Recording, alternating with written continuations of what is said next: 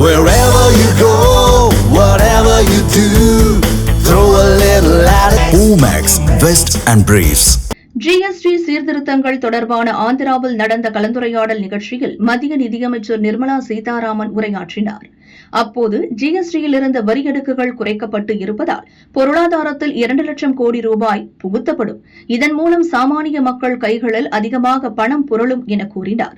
GST வரி விகிதங்களை செயல்படுத்துவதற்கு முன் மத்திய அரசு 5 அத்தியாவசியமான அளவுகோல்களை கருத்தில் கொண்டது.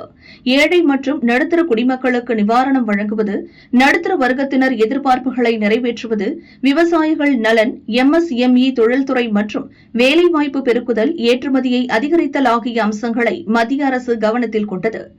வரி சீர்திருத்தங்களுக்கு பின் 12% ஜிஎஸ்டிக்கு கீழ் இருந்த 99% பொருட்கள் மீதான வரி 5% குறைக்கப்பட்டுள்ளது. 28% வரி விதிக்கப்பட்ட 90% பொருட்கள் 18% ஜிஎஸ்டியாக குறைக்கப்பட்டுள்ளது. பல பெரிய நிறுவனங்கள், எஃப்எம்சிஜி துறையில் உள்ள நிறுவனங்கள் கூட இந்த மாற்றத்தின் பலனை நேரடியாக நுகர்வோருக்கு வழங்க தாமாக முன்வந்து விலையை குறைத்துள்ளன என நிர்மலா சீதாராமன் கூறினார். ஜிஎஸ்டி கொண்டுவரப்பட்ட 2017-18 நிதியாண்டில் 7.19 லட்சம் கோடியாக இருந்த வரி வருவாய் 2025-இல் 22.08 லட்சம் கோடியாக அதிகரித்துள்ளது.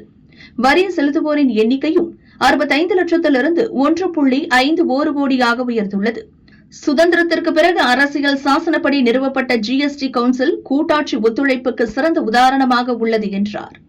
முந்தைய காங்கிரஸ் தலைமையிலான யுபிஏ அரசை குறை கூறிய நிர்மலா சீதாராமன் 10 ஆண்டுகள் ஆட்சியில் இருந்தும் அவர்களால் ஜிஎஸ்டியை கொண்டுவர முடியவில்லை, மாநில அரசுகளுடன் ஆலோசிக்க எந்த நடவடிக்கையும் எடுக்கவில்லை என்றார்.